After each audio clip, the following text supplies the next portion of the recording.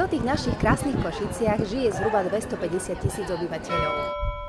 Len niekoľko kilometrov od mesta je rekreačná oblasť Jahodná, v zime sa sem chodíme lyžovať. Na jar to tu ožíva. Prichádzajú sa rekreovať rodiny s deťmi, turistické trasy sa plnia športovcami, skrátka, toto je miesto, kam si ľudia chodia vyvetrať hlavu, alebo si len tak oddychnúť, prípadne vypiť dajakéto pivko. Pritom často ani netušia, že v tejto lokalite majú svoje záujmy nadnárodné ťažobné spoločnosti.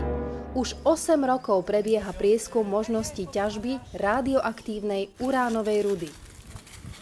Hoci sa v petícii vyjadrilo vyše 100 000 občanov proti ťažbe, prieskum územia stále nebol zastavený.